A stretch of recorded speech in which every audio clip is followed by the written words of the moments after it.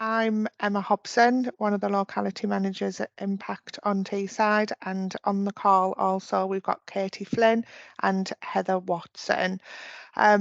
We just wanted to come along today really and give an in-depth presentation really about our service and what we offer and updates from where we've came from.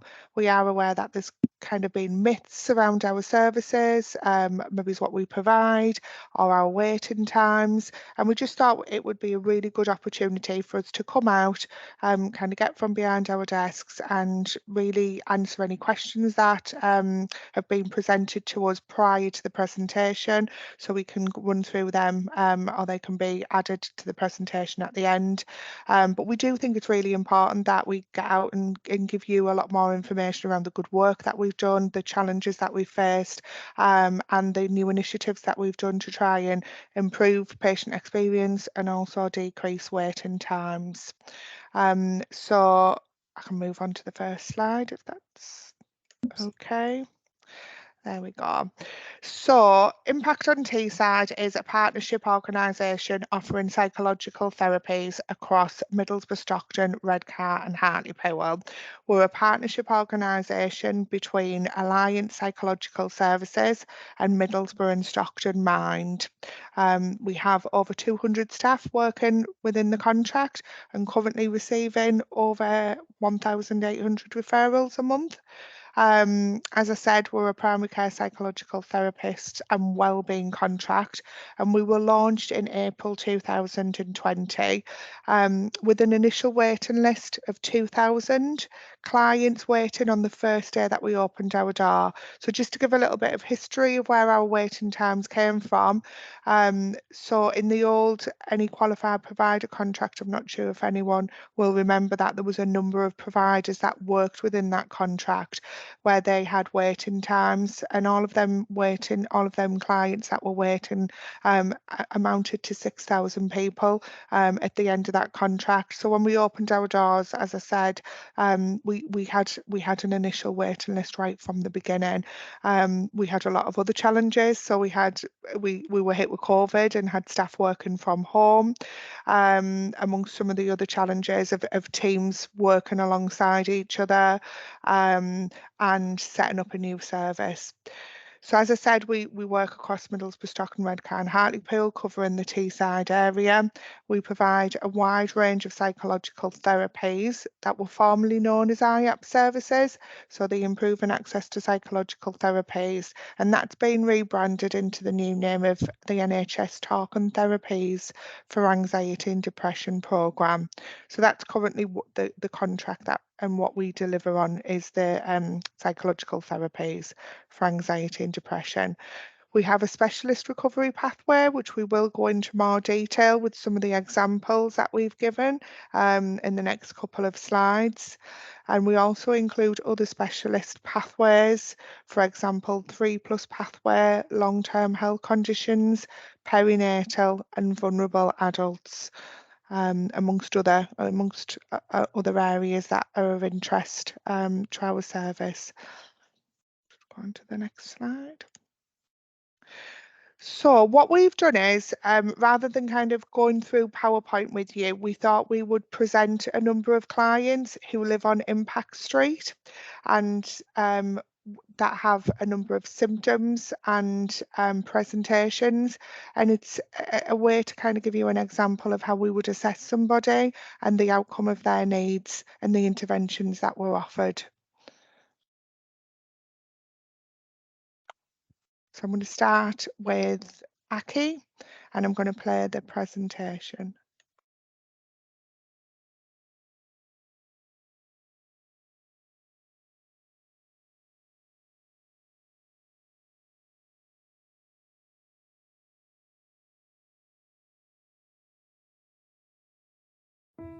Aki is in his 20s and lives at number 40 Impact Road.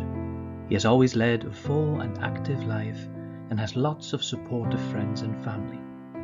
He plays for a football club at the weekends and also enjoys meeting friends after work for drinks. Recently, Aki has had some stress at work, which has left him feeling worn out. He doesn't have energy for socializing and and go straight home from work. He's sleeping a lot more than normal and has stopped going to football on a weekend. He feels tearful and low a lot of the time. He has spoken to his GP about how he is feeling and was referred to IAPT. After waiting for 8 days, Aki received a telephone assessment going through his difficulties and offering him different options that would be suitable. Aki immediately received access to the IAPT Resource Hub and was signposted to tools that would best support his needs. After discussing the options in the assessment, Aki opted for SilverCloud, our online guided self-help platform. Here, Aki would go through an online module on low mood whilst being supported by one of our practitioners. Aki also chose this option due to its flexibility and wanting to fit it in around his work. Aki had access to this the same day as the assessment. Aki tried out the online platform, however at times he lacked motivation and didn't complete the modules or reviews. He was called by staff to discuss this and look at alternative support options.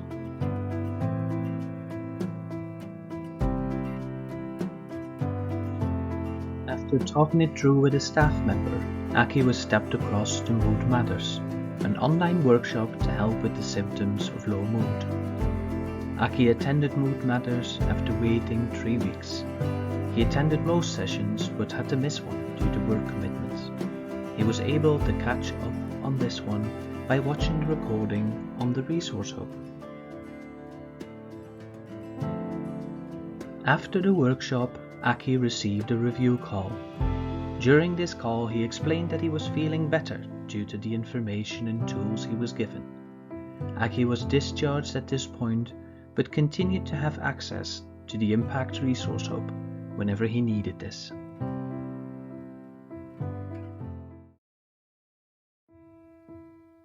Susan is recently retired. She lives alone at number 11 IAPT Road. She has limited social outlets and has difficult relationships with her children due to past events that have happened. Since being retired, she has had more time to think about the past, and this has started to impact on her mood and well-being. She decided that she needs some support to process this, to help her move on and feel better. Susan Googles support options in her area and finds IAPT's website. She self-refers using the online option via the website. After waiting for 12 days, Susan receives a telephone assessment going through her difficulties and offering her different options that would be suitable. She is also set up on the IAPT Resource Hub that same day and directed to information and videos that best suit her needs. It was recognized that Susan would benefit from the Getting Started with Counseling face-to-face workshop. She was able to attend this after waiting for 4 weeks. Susan attended all the sessions and found the group support valuable. This was discussed during her review call after the workshop. It was identified that she was starting to feel a bit better, but still would benefit from one-to-one support. Susan was added to the Counseling for Depression therapy waiting list. During this time, she was also signposted to a local group run by a voluntary organization with the aim of continuing to build on her taught coping strategies and reducing her isolation and loneliness. She also continued to have access to the Resource Hub. Susan started one-to-one therapy after 5 months. She was already familiar with the concept of counseling and was clear on her goals due to attending the group, which made engaging with the sessions easier and more focused.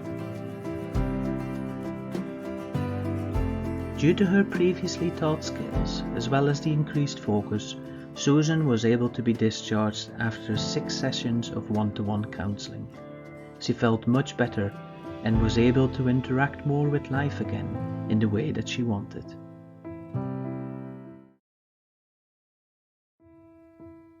Sarah is 42 and lives at number 63 with her 17-year-old daughter. Sarah has struggled with her mental health since her late teens, in particular struggling to cope with her emotions. Sarah was drinking alcohol to cope and had taken several overdoses of medication in her lifetime. She had lots of debt and was living in a one-bedroom flat, which was unsuitable for her and her daughter's needs, which was impacting on her mental health. Sarah felt alone with her mental health and wanted to live a better life and feel like she had a purpose. Sarah found an impact number online and called us.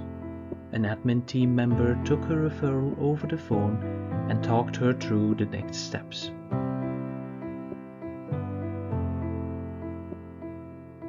After waiting for 5 days, Zara received a telephone assessment going through her difficulties and offering her different options that would be suitable. She was also given access to the resource hub and directed to information that would be helpful in her journey through the service. After 5 weeks, Zara entered the recovery-specific workshop, a workshop that focuses on teaching clients coping strategies that are practically able to be implemented straight away, as well as information on how some of the common difficulties might affect someone. Sarah now feels that she has some tools and a greater understanding about her own problems. This will help to support her whilst she is waiting for more intensive one-to-one support. In addition to this, she is receiving a support call every 4 to 8 weeks. Sarah was picked up for more intensive one-to-one work after 9 months of the referral date.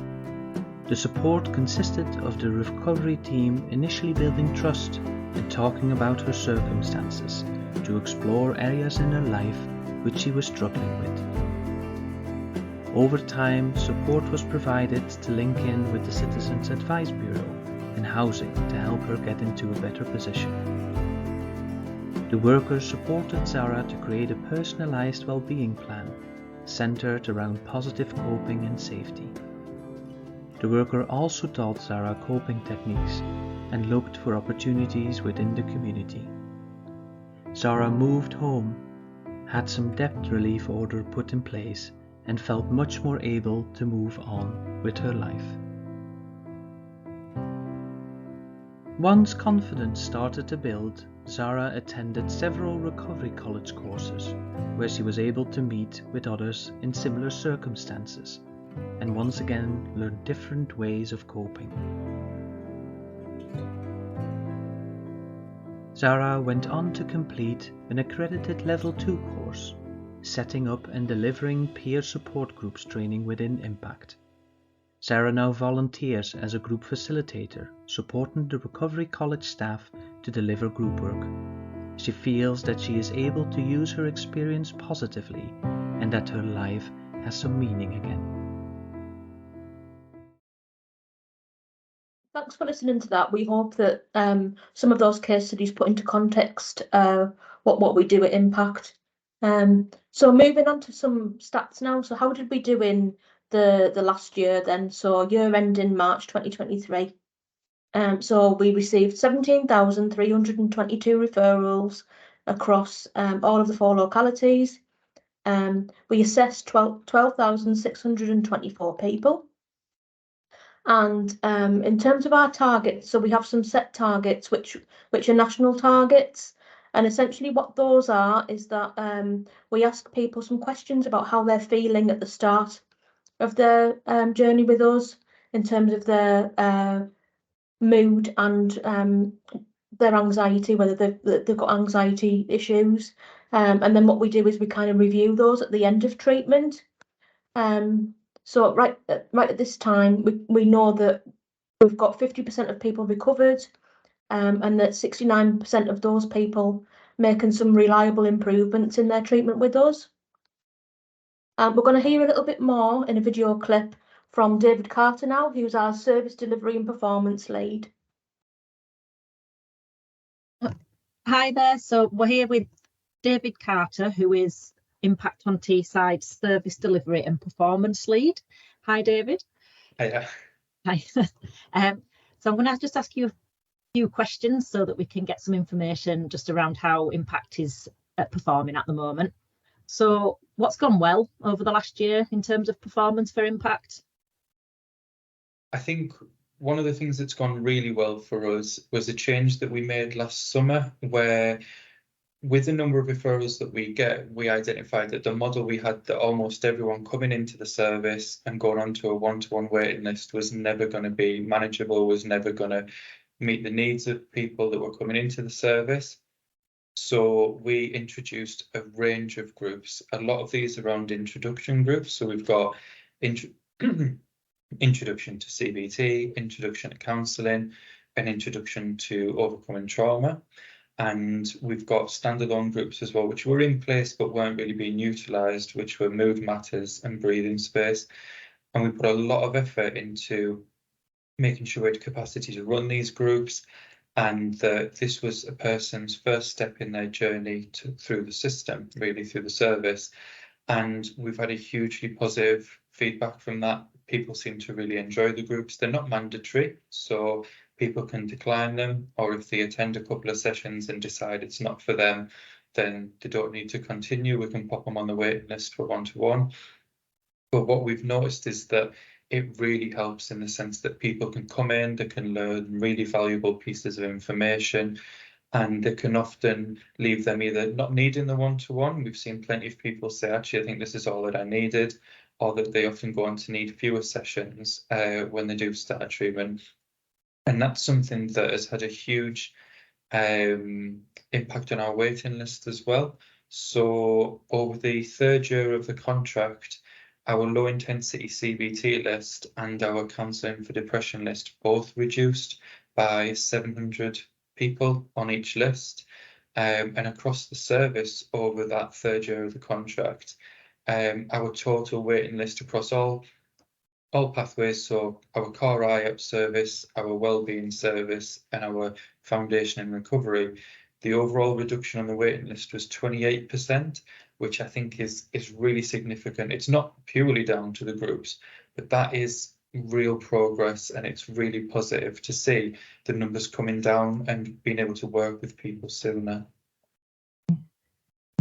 Brilliant. That's a big reduction, isn't it? So, and obviously the less people on the list, the more quickly people are then able to be picked up and seen. So I suppose that's some really positive stuff that's been going on. What sorts of challenges does Impact face over the next year?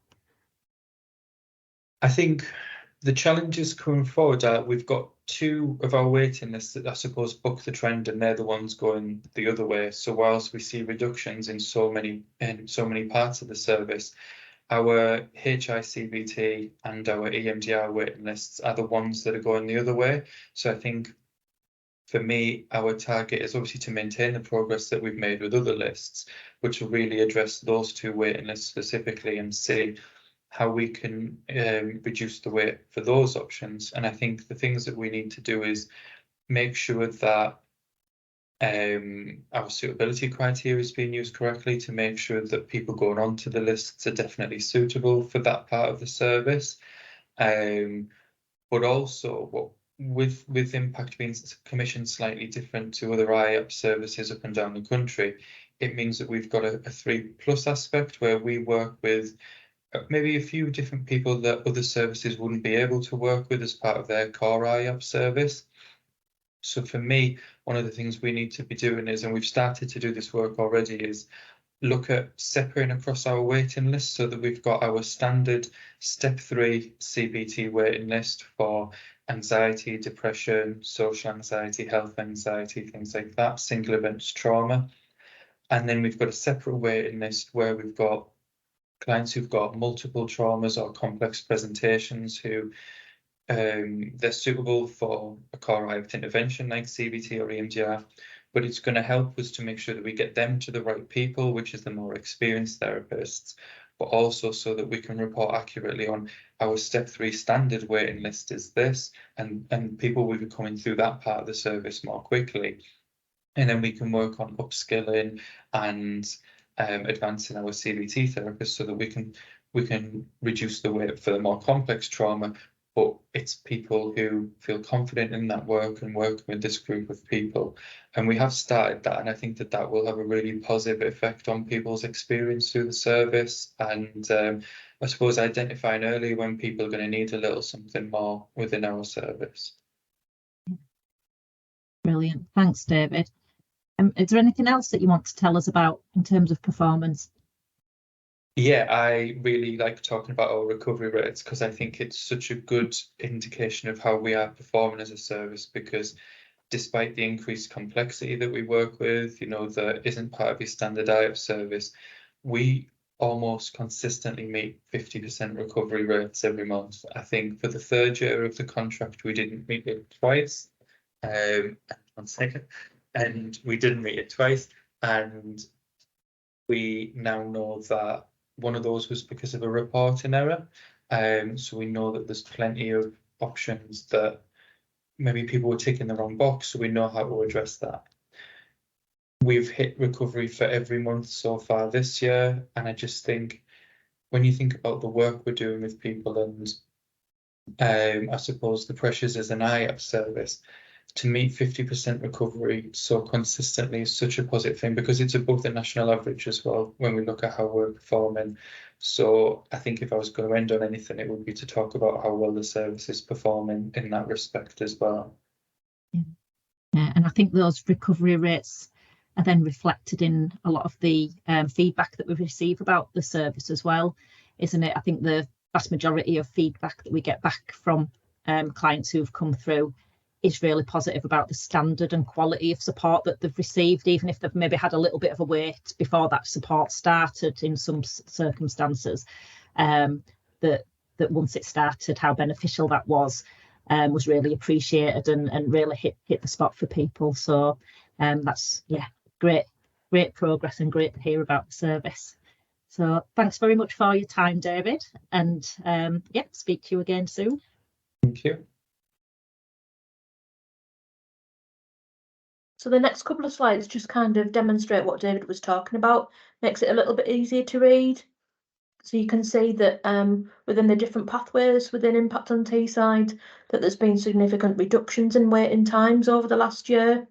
So for low intensity CBT, interpersonal therapy, and then kind of looking at counselling for depression and recovery pathway, significant reduction.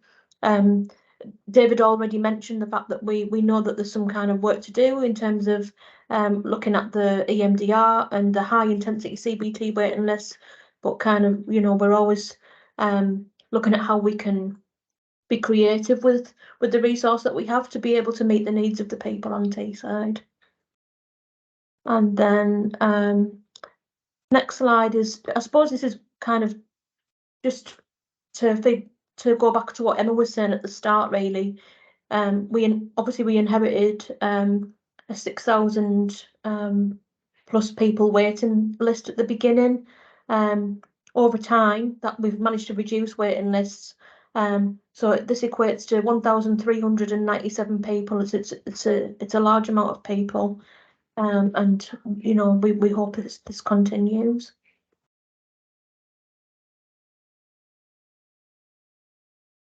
Thanks, Heather. So it's over to me just for the last few slides.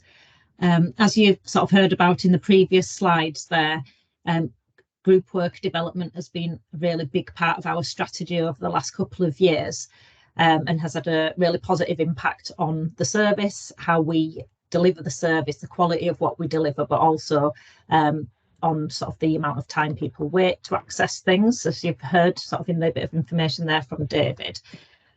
So we wanted to share a little bit of information about how groups have performed. This data is between August 22 and May 23, and we will be able to update with some more up-to-date group work data towards the end of this year.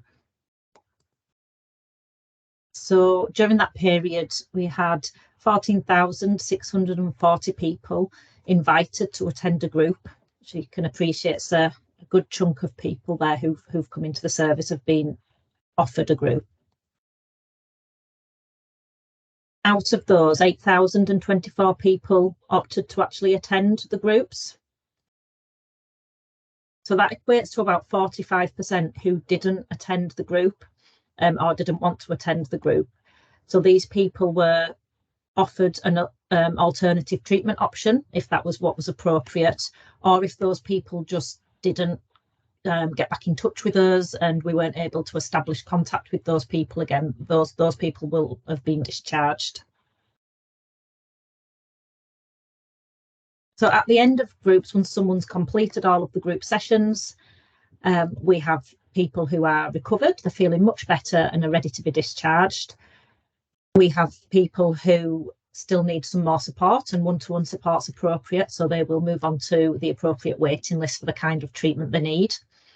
And another sort of option that people opt for as well is to attend another group. There are people who get an awful lot from groups, more so than they would from one-to-one, and those people often will opt to try out some of the relevant groups that we've got, with the Recovery College being a really popular option for people to go into and do the full sort of host of Recovery College courses that are on offer. I mean, it was hard to pick some feedback quotes from the groups, to be honest, to put in here. I've just included 3, I think, but we do get an awful lot through. And so I've picked out 3 pieces of feedback that kind of cover the main themes that come through from the feedback.